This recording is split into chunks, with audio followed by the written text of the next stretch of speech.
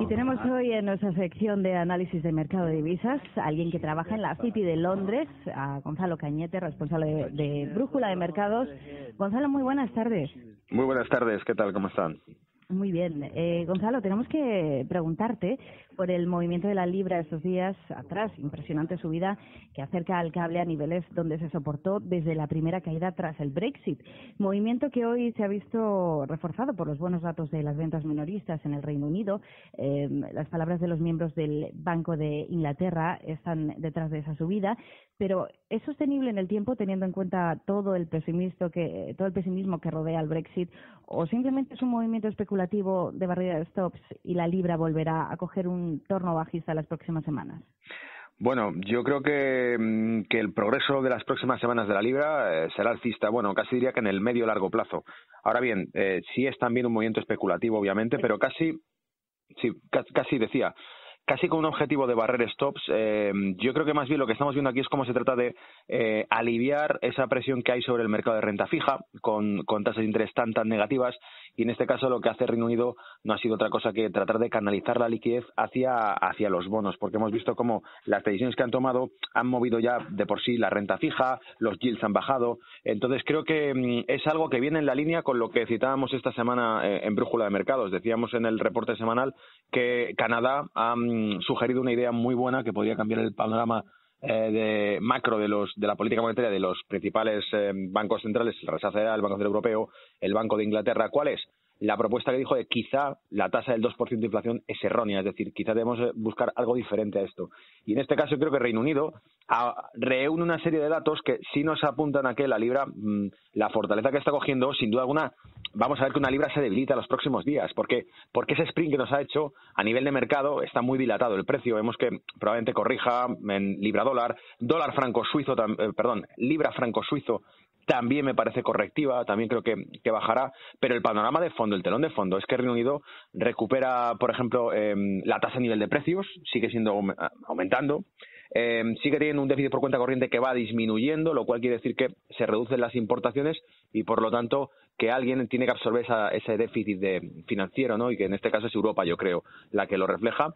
Y creo que se está quitando bastante lastre de encima de la economía británica. Por eso creo que son muy inteligentes, no son estúpidos en este caso. Hay un aumento del gasto público, hay un aumento también de la inversión en el Reino Unido, pero también hay que vigilar de cerca lo que usted ha dicho, ese posible acuerdo con la Unión Europea para extender los pactos comerciales actuales con Europa durante 2 o 3 años mientras se realiza ese Brexit, o en caso de que rechacen ese acuerdo, sin duda alguna volverá a repercutir negativamente al mercado y volverá a asustar al mercado y volverá a empujar a la libra a la baja. Pero los datos macro creo que en este caso cimientan bien la libra, y que la libra su destino es seguir evolucionando alcista contra el resto de divisas en una época en la que las monedas están extremadamente bajas por la política monetaria practicada en los últimos años. Uh-huh. Gonzalo, queríamos preguntarte también por el eurodólar y por la reunión de esta tarde de la FED, una reunión que se ha calificado como histórica. ¿Cómo se va a realizar esta retirada de estímulos en Estados Unidos y cómo influye que hoy se conozca por primera vez los pronósticos de los datos macro para 2020? ¿Es a través de las previsiones como los inversores van a tener una mejor idea de a qué ritmo van a ir subiéndose los tipos? ¿Tendrá esto a corto plazo alguna influencia en resucitar el dólar, que lo tenemos de capa caída desde las elecciones presidenciales? Ya ni se sabe ya desde cuánto lo están dejando caer al dólar. Y sí, bueno, yo creo que en el caso de la Reserva Federal lo que podemos esperar es, como solemos decir, compra con el rumor y vende con la noticia. Para cuando escuchemos que ya generalmente el sentimiento de mercado en Estados Unidos es que se descuenta que quizá para finales de año sí haya una subida de tipos, o en este caso lo que hemos oído hasta ahora, que no iba a ocurrir nada parecido, nos pone sobre aviso en que haya un cambio en el guión. Yo creo que tenemos que estar precavidos, porque lo que descuentan ya euro-dólar es un dólar muy, muy débil, un euro muy alcista. Esto es lo que nos están enseñando los gráficos y los mercados ahora mismo, y por esa misma razón hay que tener en cuenta que quizá entonces la Reserva Federal sí pueda mover ficha ahora, porque no le ha hecho falta ni siquiera hacer ningún tipo de política de estímulo para tumbar el dólar, que se tumba evidentemente por la falta de creencia en la administración actual de Estados Unidos, pero no hay que olvidar que sus datos macros siguen siendo buenos. Tenemos un crecimiento trimestral del 3%, una tasa de interés del 1,25 y una inflación del 1,9. Entonces, si por ejemplo nos centrásemos en las declaraciones del Banco Central de Canadá, vecinos suyos, el 1,5 sería una tasa de inflación buena para iniciar la retirada de estímulos. Bueno, pues en este caso, Estados Unidos quizá esté utilizando como globo sonda la política monetaria de Canadá para que la Reserva Federal, que es la que sí influye realmente en la política monetaria a nivel mundial, decida entonces o anuncie dentro de poco que esa tasa de inflación del 1,9 que tiene actualmente es perfectamente válida para continuar con la subida de tipos. Un paro del 4,4 y una tasa de inflación del 1,9 deja una curva de Phillips perfecta para continuar una política monetaria contractiva. ¿Por qué no? Por último, queríamos preguntarte por la reunión de mañana del Banco Central de Japón y por el yen. ¿Qué novedades puede haber en esa reunión de mañana del Banco Central de Japón y respecto a la divisa nipona? ¿Pueden los toros consolidar la ruptura producida ayer de la resistencia de los 111,60 unidades en el par dólar-yen, habida cuenta de los problemas políticos de los Estados Unidos y también de la crisis con Corea del Norte que paradójicamente alienta el yen como divisa refugio que es? Sí, usted lo ha dicho, es una paradoja el que veamos que aumenta la demanda de yen cuando le están volando los misiles por encima a Japón.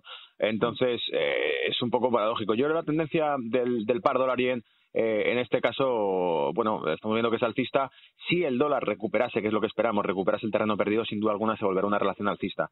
Pero de momento, factores como el de Corea del Norte o incluso factores como los pactos comerciales que anunció la administración actual de Estados Unidos que iba a hacer con Japón. No hay que olvidar que Japón anunció al principio de la administración de Donald Trump, con los viajes que hicieron la administración americana a Japón y viceversa, anunciaron una inversión de 100 y pico mil millones de dólares en Estados Unidos por parte de Japón, lo cual llama bastante la influencia en cuanto a la industria y el desarrollo de la industria ferroviaria de Japón en Estados Unidos y sin duda alguna puede influir. Pero un punto incluso adicional a esto, para que veamos cómo realmente funciona el dinero por debajo de este mercado. Japón es el segundo mayor tenedor de deuda pública o de bonos del Tesoro norteamericanos. Tanto Japón como China en los últimos 2-3 meses han aumentado sus compras después de haber estado desde el año 2015 y 2016 retirando las posiciones que tenían en tesorería americana. Vemos que vuelven a recuperarla. Por lo tanto, creo que hay, primero, una intención de que el dólar está extremadamente débil y por eso es atractivo comprar bonos americanos, porque el yield es más alto. Y lo segundo, porque vemos que ese yen se está convirtiendo en refugio del mismo modo que también lo ha hecho el euro por la debilidad del dólar. Cuando esto se revierta, y creemos que va a hacerlo, el yen se perderá fuerza del mismo modo que el dólar la ganará. Por lo tanto, habrá un momento en el que ese dólar yen se vuelva alcista. Y mientras tanto, lo que estamos es en zonas en las que creo que, igual, de nuevo, como con los pares anteriores con la libra, quizá nos encontremos con correcciones bajistas en el dólar yen, pero sean puntuales. El plato fuerte está cuando esperemos que continúe su tendencia alcista ese dólar yen, porque refleja una fortaleza del dólar en el medio o largo plazo de cara a los próximos meses, 2-3 meses y final de año. De momento creo que puede darnos alguna corrección bajista. Pues con eso nos quedamos. Gonzalo Cañete, responsable de Brújula de Mercados. Un placer, como siempre. Muy buenas tardes. A ustedes, todo un placer. Gracias. Muchas gracias. Chao.